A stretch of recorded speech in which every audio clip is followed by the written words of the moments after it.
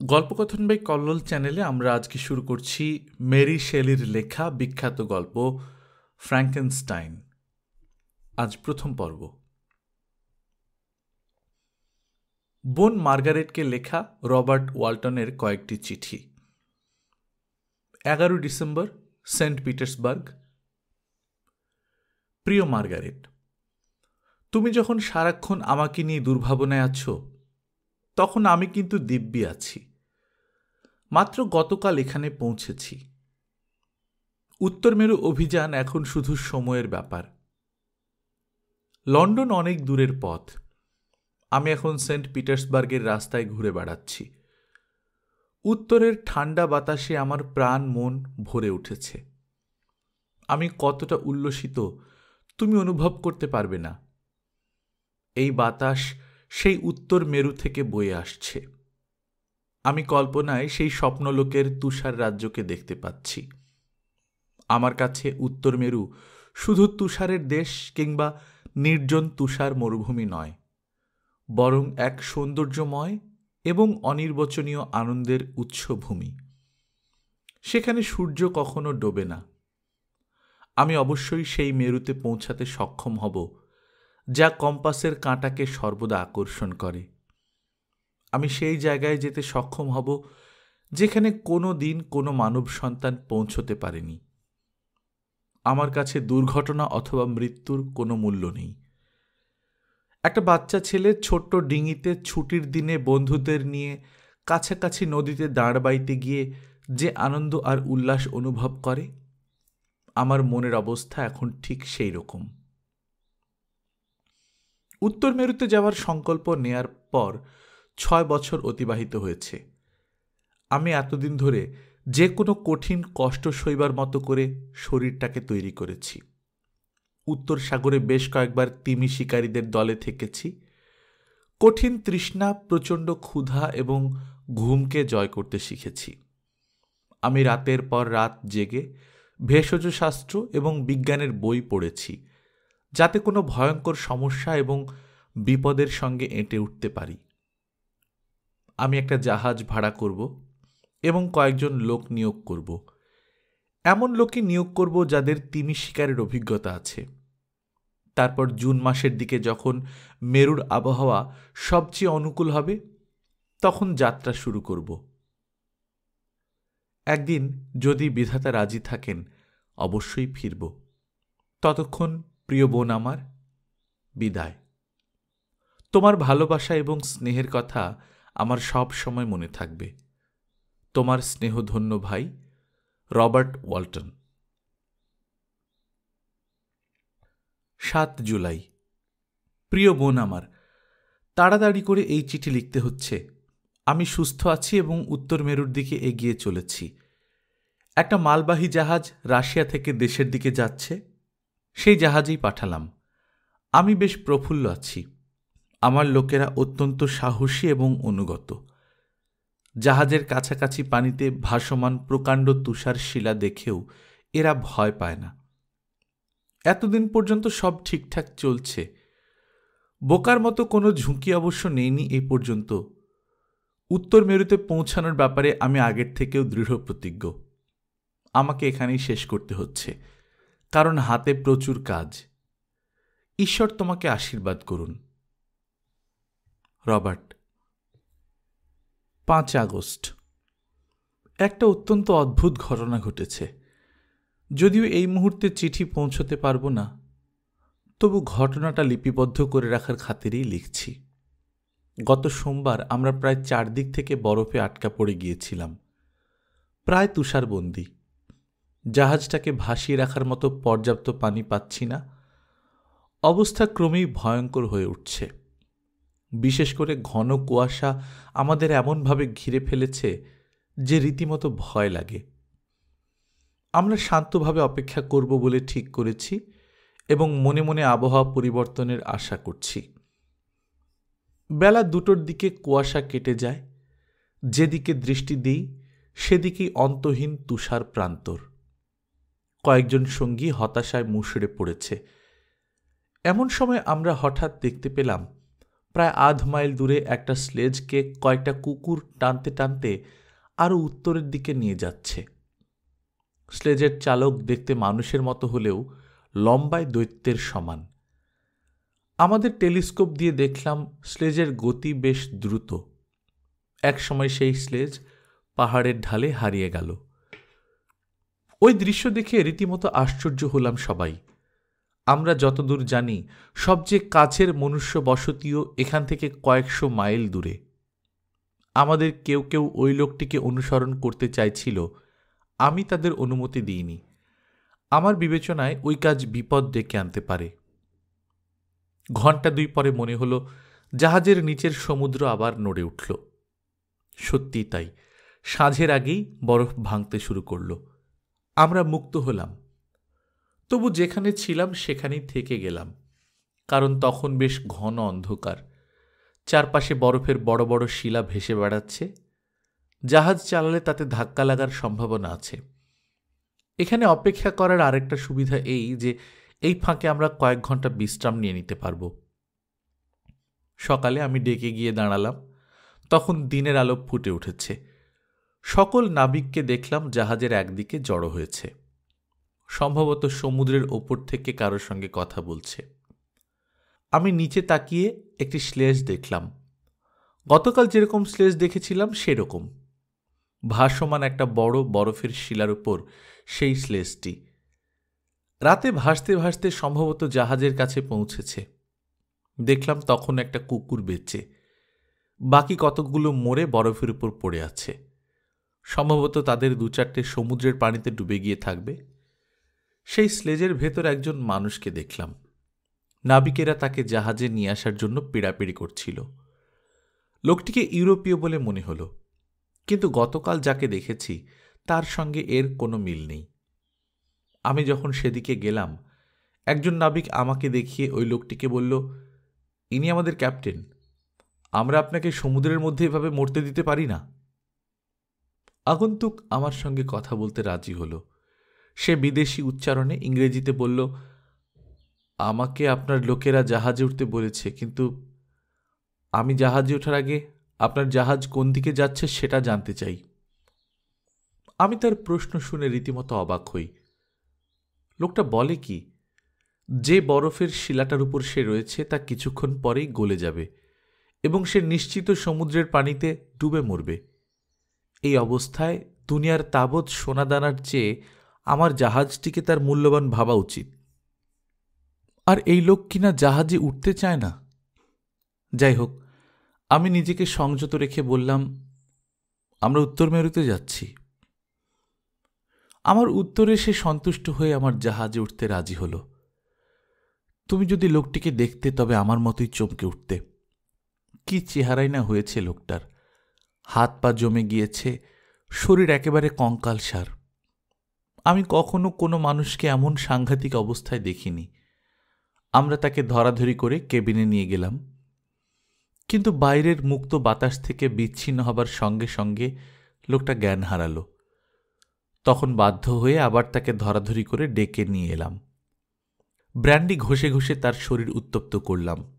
জোর করে কিছুটা পানও করিয়ে দিলাম। তাতে কাজ হলো। তার শরীরে চেতনা এলো। তারপর কম্বল দিয়ে তার সর্বাঙ্গ মুড়ে রান্নাঘরের উনুনের চিমনির কাছে শুইয়ে দিলাম। ধীরে ধীরে সে কিছুটা সুস্থ হলো। আমরা তাকে সামান্য পরিমাণ স্যুপ খাওয়াতে পারলাম। দিন 2 যাবার পর লোকটি কথা বলার মতো শক্তি ফিরে পেল। এবার আমার লোকজনকে ঠেকানো দায় হয়ে দাঁড়াল। তাকে তারা নানান ধরনের প্রশ্ন জিজ্ঞেস করতে উদ্গ্রীব হয়ে উঠল। আমার ফার্স্ট মেট তার স্লেজ নিয়ে এখানে আসার কারণ জিজ্ঞাসা করলে আগন্তুকের মুখ বেশ ব্যথিত হয়ে উঠল। উত্তরে সে বলল, আমি একজন পলাতককে খুঁজতে বেরিয়েছি। যে করি হোক তাকে খুঁজে বের করা আমার কর্তব্য।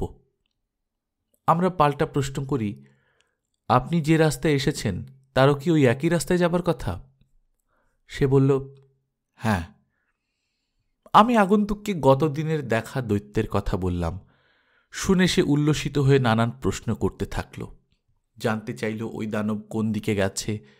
সে আরও জানতে চাইল, সমুদ্রের ওপর বরফের আস্তরণ ভেঙে পড়ে, ফলে ওই স্লেজটাও ভেঙে চুরমার হয়ে সমুদ্রে তলিয়ে গেছে বলে আমি মনে করি কিনা।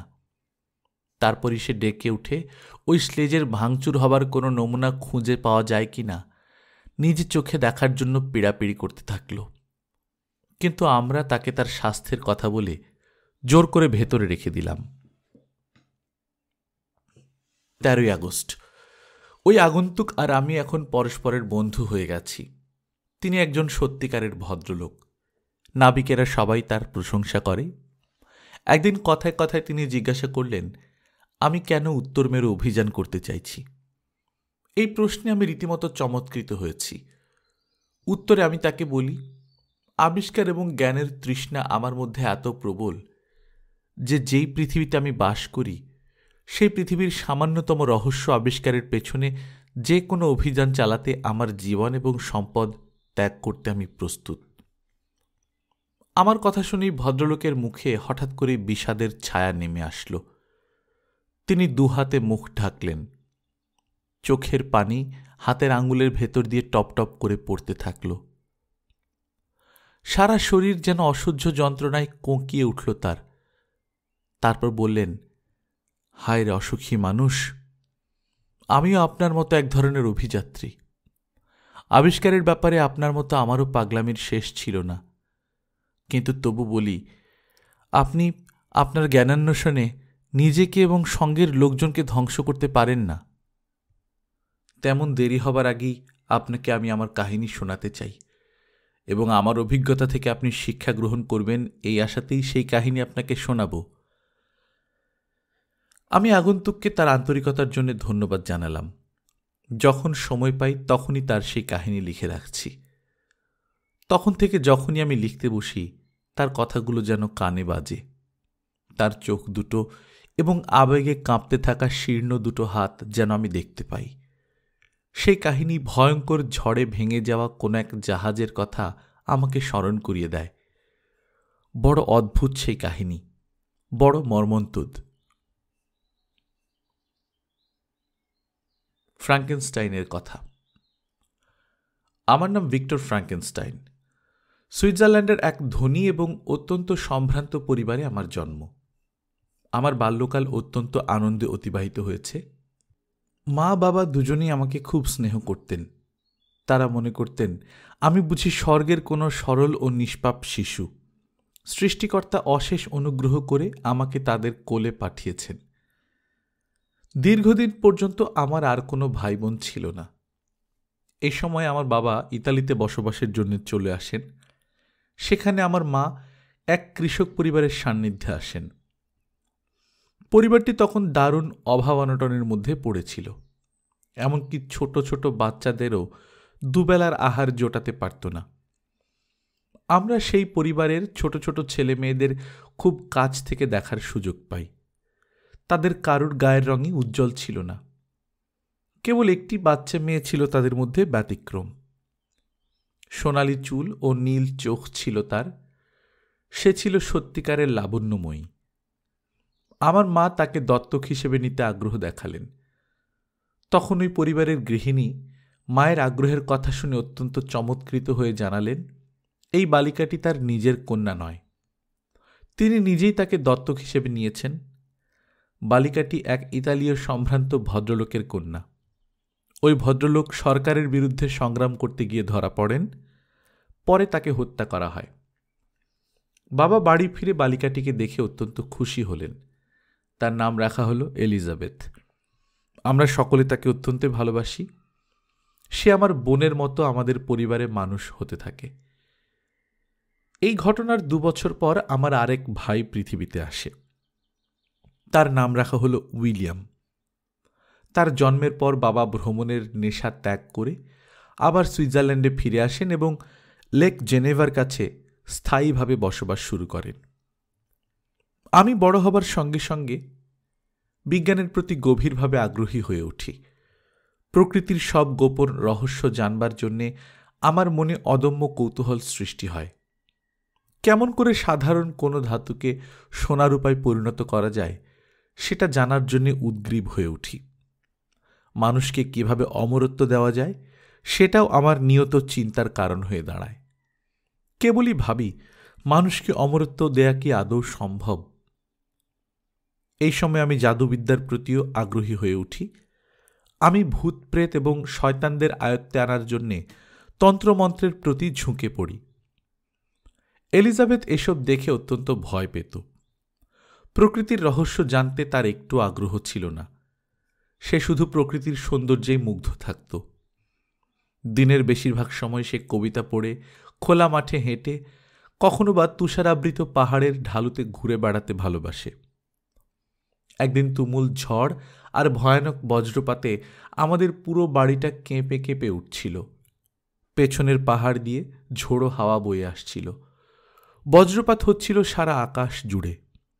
সেই প্রচণ্ড শব্দে এলিজাবেথ ভয় পেয়ে বাড়ির ভেতর পালায়। আমি দরজার সামনে দাঁড়িয়ে ঝড় ও বজ্রপাত দেখছিলাম। আমার ভেতর একটা চাপা উত্তেজনা এবং কৌতূহল বোধ করছিলাম। হঠাৎ আমার থেকে মাত্র 20 গজ দূরে সুন্দর একটা ওক গাছে প্রচণ্ড শব্দ করে একটা বাজ পড়ল। দাউ দাউ করে আগুন ঝলসে উঠল সারা গাছটায়। আগুনের ঝলক মিলিয়ে গেলে দেখলাম ওক গাছটা এক নিমেষেই মিলিয়ে গেছে। পরদিন সকালে দেখি শুধু কাঠের কয়েকটা সরু কাঠি মাটির উপর দাঁড়িয়ে আছে। আমি কখনো এরকম কোনো জিনিসকে মুহূর্তের মধ্যে সম্পূর্ণ ধ্বংস হয়ে যেতে দেখিনি। এই ঘটনা আমার জীবনের মোড় ঘুরিয়ে দিল। আমি তখন থেকে বিদ্যুতের ব্যাপারে আগ্রহী হয়ে বিশ্ববিদ্যালয়ে বিজ্ঞান নিয়ে পড়াশোনা করব বলে মনস্থির করে ফেলি। যদি সেদিন ওই ঝড় না আসতো, বজ্রপাত যদি না হতো, আমি এই সিদ্ধান্ত নিতাম কিনা সন্দেহ আছে। আমি ইঙ্গলস্টাড বিশ্ববিদ্যালয়ে ভর্তি হলাম। সেখানে যাবার আগে আমার পরিবারের উপর দিয়ে একটা বিপদের ঝড় বয়ে যায়। মা হঠাৎ করে মারা গেলেন। আমার পরবর্তী জীবনে যত সব ভয়ঙ্কর ঘটনা ঘটেছে, মায়ের মৃত্যু থেকেই তার শুরু। ব্যাপারটা হয়েছিল এরকম, এলিজাবেথের মারাত্মক ছোঁয়াচে জ্বর হয়েছিল। মা তার অসীম মমতা দিয়ে এলিজাবেথের সেবা যত্ন করলেন। তাতে এলিজাবেথের জীবন রক্ষা পেল বটে, কিন্তু দুদিন পরে মা ওই একই জ্বরে পড়লেন। তিনি আর রক্ষা পেলেন না। তার মৃত্যুর আগে তিনি আমার আর এলিজাবেথের হাত দুটোকে এক করে দিয়ে বললেন, আমি তোমাদের দুজনকে বিবাহিত দম্পতি হিসেবে দেখব বলে আশা করেছিলাম। তোমার হতভাগ্য বাবার জন্য অন্তত কথা দাও, তোমরা একে অপরকে একদিন বিবাহ করবে। এলিজাবেথ, এখন থেকে উইলিয়ামের মায়ের দায়িত্ব তোমার উপর ছেড়ে দিলাম। পরপারে একদিন আমাদের দেখা হবে। তারপর ধীরে ধীরে মায়ের জীবন প্রদীপ নিভে গেল। এলিজাবেথ চমৎকারভাবে উইলিয়ামের মায়ের দায়িত্ব পালন করা শুরু করল। কয়েক সপ্তাহ পর আমি ইঙ্গলস্টাডে যাত্রা শুরু করলাম। বাবা আমাকে আশীর্বাদ করলেন। এলিজাবেথ অনুনয়ের সুরে বারবার করে বলল যেন সময় পেলেই তাকে চিঠি লিখি। আমার বিষণ্ণ বিদায় প্রহর দীর্ঘ হল না। ঘোড়ার গাড়ি তৈরি ছিল, আমাকে নিয়ে দ্রুত রওনা দিল। বেশ কয়েক ঘন্টার রাস্তা পার হয়ে আমি নগরীর গির্জার সাদা রঙের উঁচু মিনার দেখতে পেলাম এবং যথাস্থানে পৌঁছে আমি গাড়ি থেকে বের হলাম। আমাকে ছোট একটা কুঠুরি দেখিয়ে দেওয়া হলো। এখন থেকে এই কুঠুরি আমার থাকা ও পড়ার ঘর। বিশ্ববিদ্যালয়ে আমার একটু ভালো লাগছিল না। সেখানকার একমাত্র একজন লোককেই আমি সত্যিকার অর্থে পছন্দ করতাম। তিনি অধ্যাপক ওয়াল্ডম্যান। 50-এর কাছাকাছি বয়স, মুখমণ্ডলে সবসময় স্নেহের একটা ছাপ লেগেই থাকত তার। বেঁটে খাটো কিন্তু বেশ শক্ত সমর্থ চেহারার মানুষ ছিলেন তিনি। কণ্ঠস্বর ছিল চমৎকার আকর্ষণীয়। আমি যেন আজও শুনতে পাই তার সেই কণ্ঠস্বর। রসায়ন পড়ানোর সময় এক বক্তৃতায় তিনি বলেছিলেন, সময়ের কাঁটা তার নিজস্ব পথে এগিয়ে চলেছে। আজও আমরা জানি সাধারণ ধাতুকে সোনায় পরিণত করা যায় না। পাশাপাশি এও সত্য, জীবন মাত্রেরই মৃত্যু আছে। তাই বলে বিজ্ঞানীরা থেমে নেই। তারা সারাক্ষণ অণুবীক্ষণ যন্ত্র আর টেস্ট টিউব নিয়ে পরীক্ষাগারে পরীক্ষা নিরীক্ষা চালিয়ে যাচ্ছে আবিষ্কারের নেশায়। ইতিমধ্যেই তারা বহু অকল্পনীয় ঘটনা ঘটিয়ে ফেলেছে। তারা জেনেছে প্রকৃতির নানা গোপন কথা। তারা এখন মেঘকে অতিক্রম করে যেতে শিখেছে। তারা আবিষ্কার করেছে কেমন করে রক্ত শরীরের ধমনীতে প্রবাহিত হয়। আমরা যে বাতাসে নিঃশ্বাস নিই তারা তার পরিচয় জেনেছে। আধুনিক বিজ্ঞানীরা এখন তাই পৃথিবীর নতুন প্রভুতে পরিণত হয়েছে। সেই দিন রাতে আমি ঘুমাতে পারিনি। তার সেই কণ্ঠস্বর যেন বারবার কানে এসে বাজছিল। বিজ্ঞান তবে এতটাই সাফল্য অর্জন করেছে, আমিও বৈজ্ঞানিক হয়ে অনেক কিছু অর্জন করব। আমাকে একজন আবিষ্কারক হতেই হবে। জীবনের রহস্য উন্মোচন করে আমি বিজ্ঞানের সেরা সাফল্যটি অর্জন করেই ছাড়ব। দিনরাত পড়াশোনা নিয়ে মেতে উঠলাম। এভাবেই 2 বছর অতিক্রান্ত হলো। মানুষের শরীর কিভাবে কাজ করে সে জ্ঞান আমি আয়ত্ত করলাম। রাতের বেলায় গোরস্থানে গিয়ে মৃতদেহ খুঁড়ে বের করতাম। এ কাজে একটুও ভয় লাগত না। ভূতপ্রেতের গল্প আমাকে বিন্দুমাত্র বিচলিত করেনি। গির্জা সংলগ্ন গোরস্থানকে মানুষের কবর দেবার সাধারণ জায়গা বলে মনে হতো। আর মৃতদেহগুলো দেখে মনে করুণা হতো। হায় রে, মানুষের সেই সৌন্দর্য এবং সামর্থ্য কেমন করে পোকামাকড়ের খোরাকে পরিণত হয়। রাতের পর রাত আমি এই মৃতদেহগুলোকে নিয়ে পরীক্ষা নিরীক্ষা করতাম। তাদের চোখ, মাথার মগজ সবই খুঁটিয়ে খুঁটিয়ে দেখতাম। একদিন অকস্মাৎ এক অদ্ভুত আলোক রশ্মি আমার শরীরে প্রবিষ্ট হল। এই আলো এমনই উজ্জ্বল, এমনই আশ্চর্য যে আমি হতবুদ্ধি হয়ে গেলাম। শেষ পর্যন্ত আমি জীবনের সেই আশ্চর্য রহস্য আবিষ্কার করতে সমর্থ হলাম।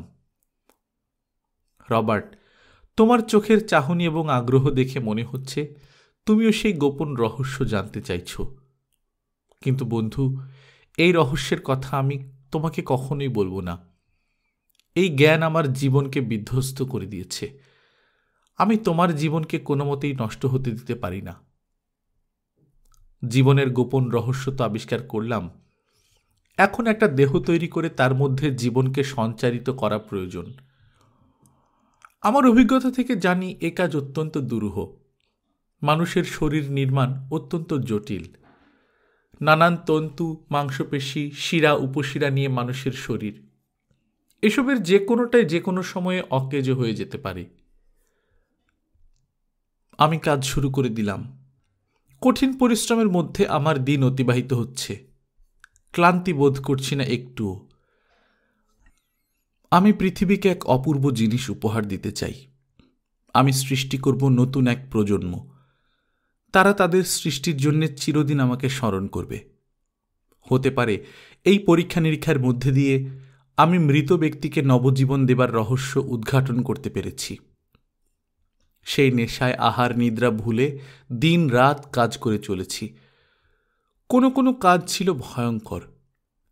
কবর খুঁড়ে মৃত ব্যক্তির দেহ খালি হাতে ছিন্ন বিচ্ছিন্ন করেছি। তারপর প্রয়োজন মতো তাদের হাড় গোড়, মাংস, শিরা উপশিরা একটা ঘরের চিলে কোঠায় নিয়ে রেখেছি।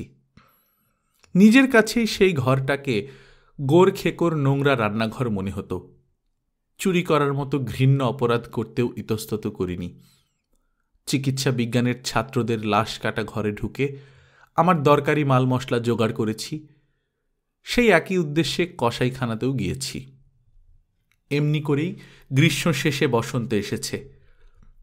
প্রকৃতি ফুল ফল পল্লবে নতুন সাজে সজ্জিত হয়েছে।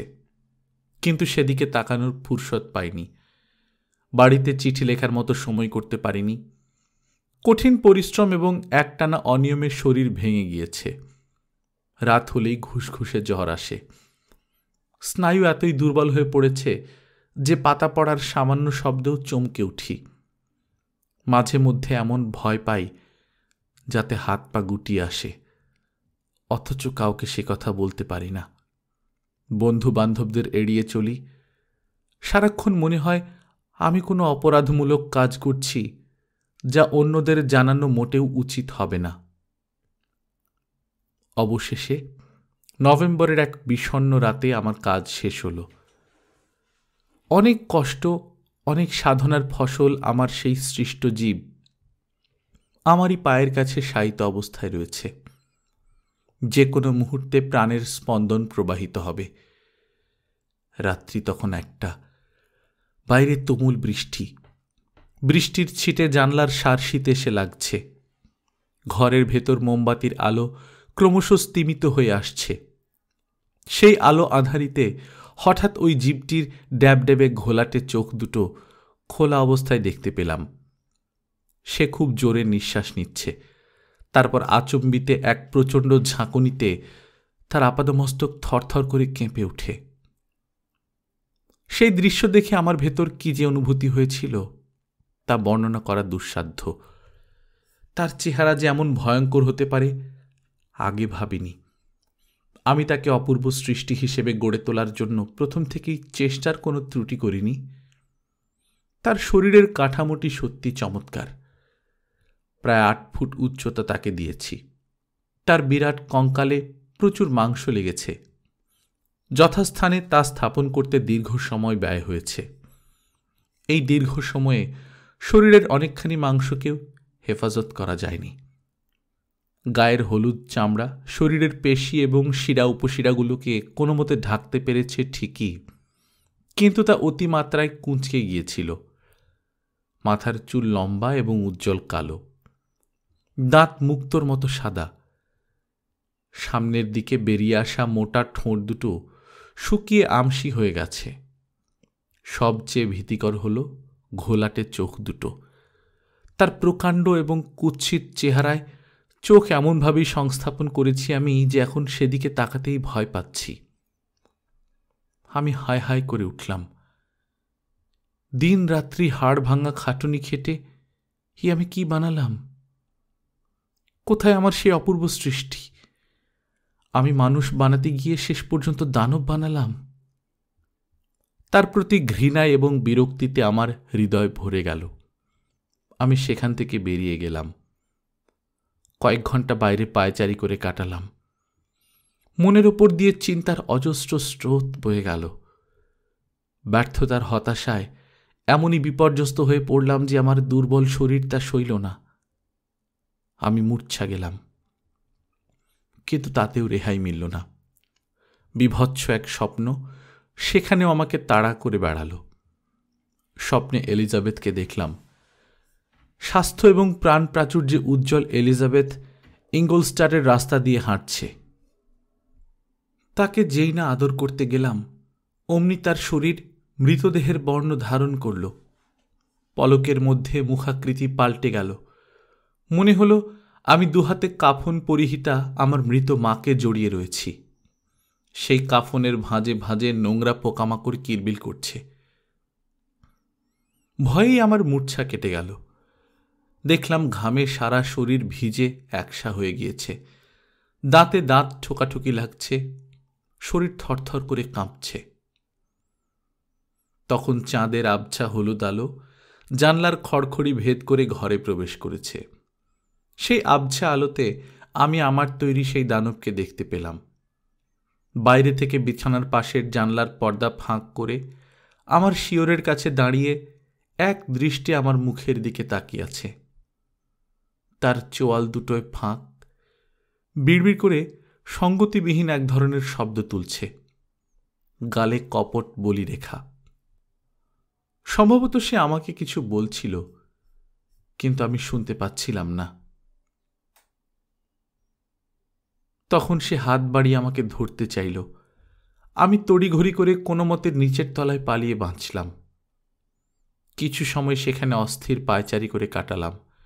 শুধুই ভাবছি, আমি কি করলাম? মানুষের সাধ্য কি ওই ভয়ঙ্কর মুখের দিকে তাকাতে পারে?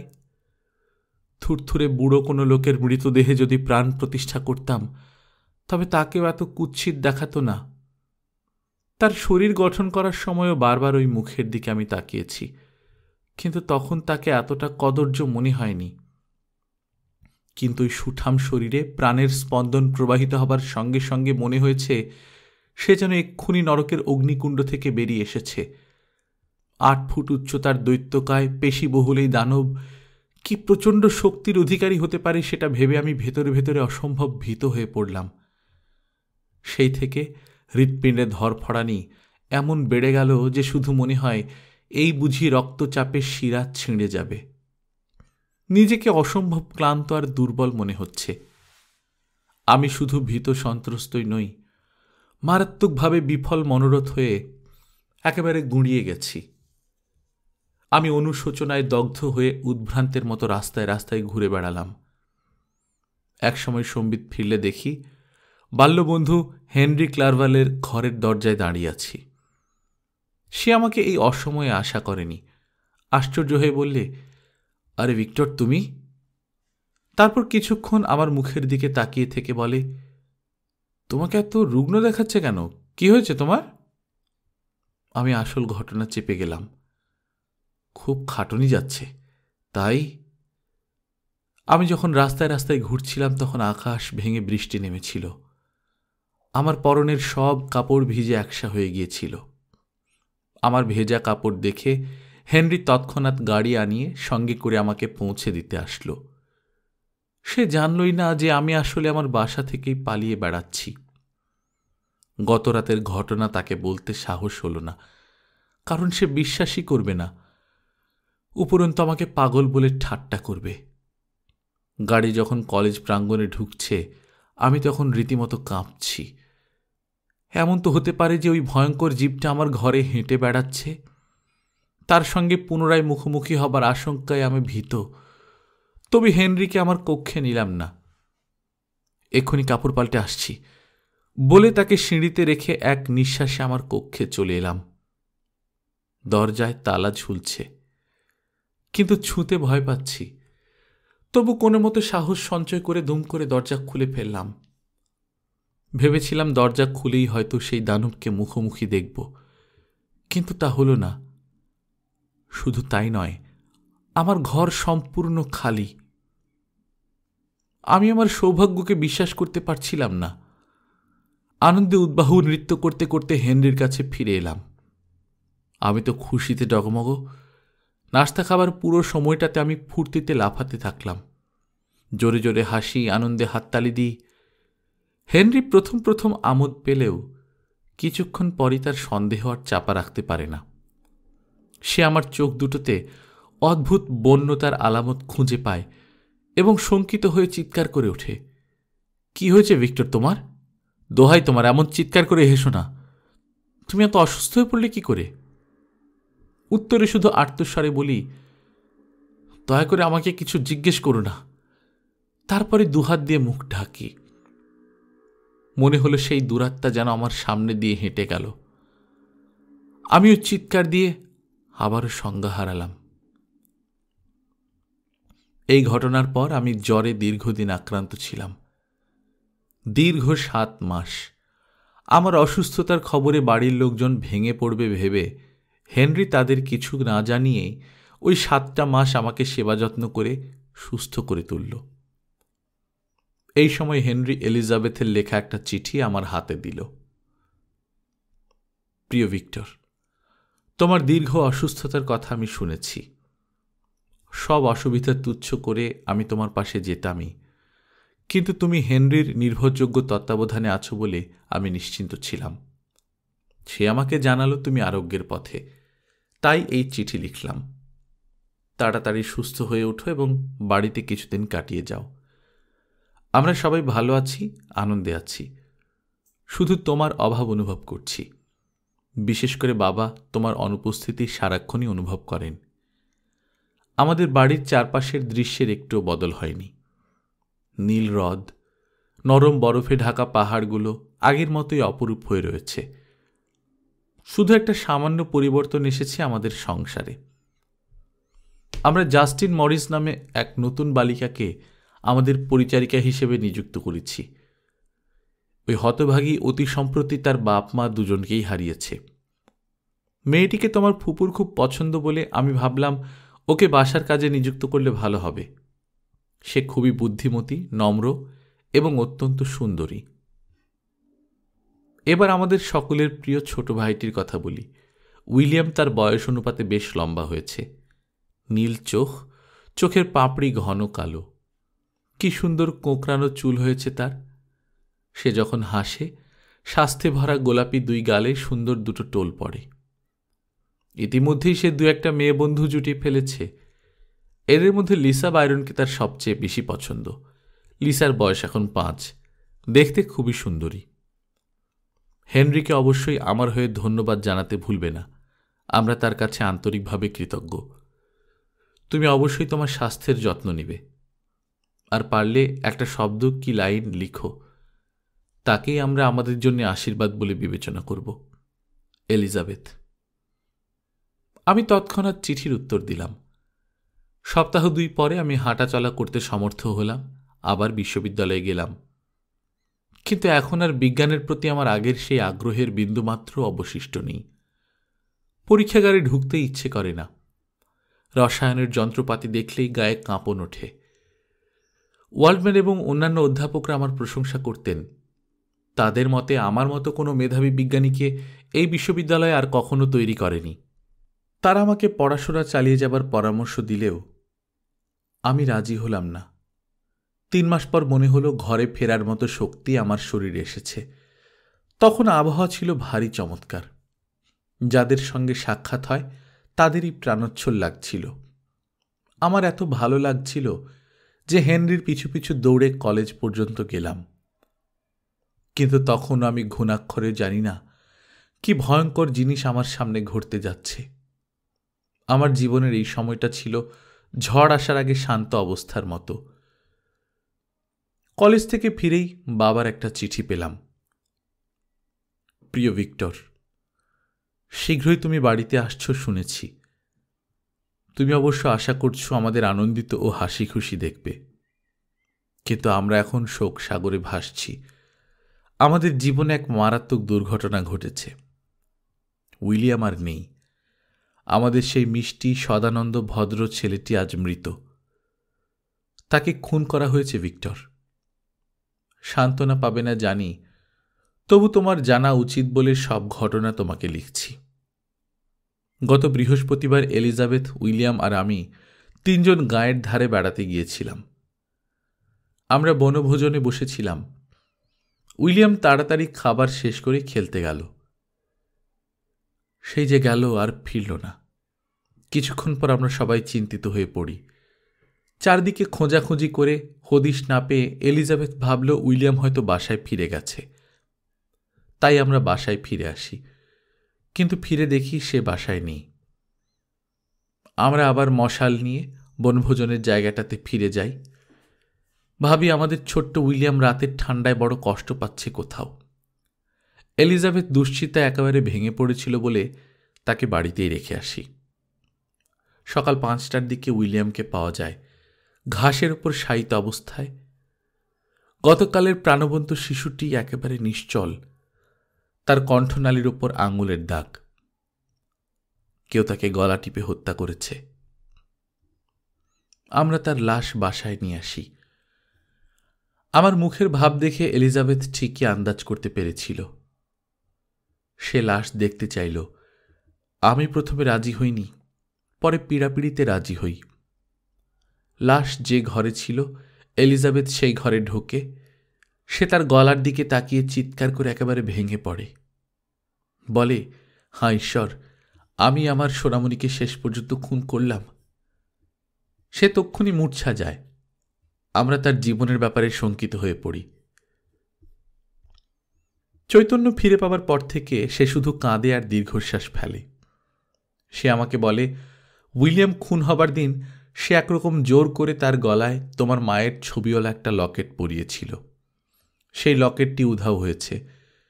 সুতরাং এটা নিশ্চিত যে এই মূল্যবান লকেটটার জন্যই উইলিয়ামকে জঘন্যভাবে খুন করা হয়েছে। যদিও জানি উইলিয়ামের জীবন আর ফিরে আসবে না, তবু আমরা হত্যাকারীকে খুঁজে বের করার জন্য সর্বাত্মক চেষ্টা চালাচ্ছি। ভিক্টর, তুমি তাড়াতাড়ি এখানে চলে এসো। তুমি একমাত্র ব্যক্তি যে এলিজাবেথকে সান্ত্বনা দিতে পারো। সারাক্ষণ কান্নাকাটি করছে। তার বিলাপ শুনলে হৃদয় খান খান হয়ে যায়। তবু ঈশ্বরকে ধন্যবাদ, তোমার মাকে তার কনিষ্ঠ সন্তানের মৃত্যু দেখে যেতে হয়নি। তুমি চলে এসো ভিক্টর, কিন্তু ভুলেও হত্যাকারীর উপর ঘৃণা এবং প্রতিহিংসার কথা মনের মধ্যে স্থান দিও না। আশা করি মনের প্রশান্তি এবং কোমলতা নিয়েই আমাদের সঙ্গে দেখা হবে। এলিজাবেথের মনের ক্ষত সারিয়ে তোলাই তোমার কর্তব্য। তাকে খুঁচিয়ে বাড়িয়ে দেওয়া মোটেই উচিত হবে না। তোমার বাবা, এলফন্স ফ্র্যাঙ্কেনস্টাইন। চিঠিখানা টেবিলের উপর ছুঁড়ে ফেলে দিলাম। 2 হাতে মুখমণ্ডল ঢেকে ফেললাম। হেনরি কিছুক্ষণ আগেও আমাকে হাসি খুশি দেখেছিল। এই আকস্মিক পরিবর্তন তার চোখ এড়াল না। সে ঘনিষ্ঠভাবে আমার পাশে দাঁড়াল, বলল, ফ্রাঙ্কেনস্টাইন, তুমি সারাক্ষণ এত দুঃখে ডুবে থাকো কেন? কি হয়েছে? তাকে চিঠিটা পড়তে বললাম। হেনরি চিঠিটা পড়তে থাকে আর আমি অস্থিরভাবে ঘরময় পায়চারি করতে থাকি। চিঠি পড়া শেষে সে তার একখানা হাত আমার পিঠে রাখে। তোমাকে সান্ত্বনা দেবার ভাষা আমার নেই। উইলিয়ামকে কেউ তো আর ফিরিয়ে আনতে পারবে না, কিন্তু তুমি এখন কি করবে ভাবছ? আমি এখনই জেনেভা যাব। তুমি আমার জন্য গাড়ি ঠিক করে দাও। আমরা যখন গাড়ি ভাড়া করার জন্য রাস্তা দিয়ে হাঁটছিলাম, হেনরি তখন আমাকে সান্ত্বনা দেবার চেষ্টা করছিল। বলছিল, ছোট্ট শিশুটা এখন তার মায়ের সঙ্গে শান্তিতে ঘুমোচ্ছে। এরকম একটা নিষ্পাপ শিশু না জানি নৃশংস হত্যাকারীর কঠিন মুঠির চাপে কত না কষ্ট পেয়েছে। হায় রে হতভাগা! আমাদের একমাত্রই সান্ত্বনা, তার বন্ধুরা তাকে মনে করে শোকে চোখের পানি ফেলবে, কিন্তু সে নিরবচ্ছিন্ন শান্তিতে ঘুমিয়ে থাকবে। তাকে আর কোনো যন্ত্রণা ভোগ করতে হবে না। তার দেহের উপর সবুজ নরম ঘাসের আচ্ছাদন তাকে চিরশান্তিতে রাখবে। তার জন্যে কাতর থাকার প্রয়োজন নেই, বরং শোকের সমুদ্রে যারা ভাসছে তাদের সহানুভূতি জানানোই এই মুহূর্তে বড় প্রয়োজন। হেনরির কথাগুলো মনের উপর প্রভাব ফেলেছিল। গাড়ি পাওয়া মাত্র 1 মুহূর্ত দেরি না করে তাতে চড়ে বসলাম। বন্ধুকে কোনো মতে বিদায় জানিয়ে গাড়ি ছেড়ে দিতে বললাম। আমার এই যাত্রা ছিল অত্যন্ত নিরানন্দময়। আমি তাড়াতাড়ি আত্মীয় স্বজনের সঙ্গে মিলিত হবার জন্য উদ্গ্রীব ছিলাম। আমার গন্তব্যস্থল যত এগিয়ে আসে, যাত্রার গতি যেন ততই শ্লথ হতে থাকে। ব্যাপারটা কিছুই বুঝে উঠতে পারি না। মনের ভেতর এক ধরনের ভীতি কাজ করে। সেটা যে কিসের ভয় তাও বুঝতে পারি না। একসময় আমি লেকের ধারে যাত্রার বিরতি দিয়ে ঘণ্টার পর ঘণ্টা উদ্ভ্রান্তের মতো সেখানে হেঁটে বেড়ালাম। ক্রমশ সন্ধ্যা ঘনিয়ে এলো। অন্ধকারে দূরের পাহাড় আবছা হয়ে গেল। যত রাত্রি বাড়ে ততই নিজের মধ্যে বিভ্রান্তি বাড়তে থাকে। বড্ড অসহায় বোধ করতে থাকি। মনে হয় যেন এই মুহূর্তে আমার মতো অসহায় লোক পৃথিবীতে আর কেউ নেই। এটা যে নিছক কল্পনা নয়, কিছুক্ষণ পরই তা টের পেলাম। গল্পকথন বাই কল্লোল চ্যানেলে আপনারা শুনছিলেন মেরি শেলির লেখা ফ্রাঙ্কেনস্টাইন। আজ প্রথম পর্ব আমরা পড়ে শোনাচ্ছি বদিউদ্দিন নাজিরের অনুবাদ। আমরা নিয়মিত গল্প পাঠ করছি। আপনারা যারা প্রথমবার মতো শুনছেন, কাইন্ডলি সাবস্ক্রাইব করে নেবেন। গল্প পাঠ ভালো লাগলে বন্ধুদের সঙ্গে শেয়ার করবেন। নিজে ভালো থাকবেন, আশপাশের লোকজনকে ভালো রাখবেন। টাটা।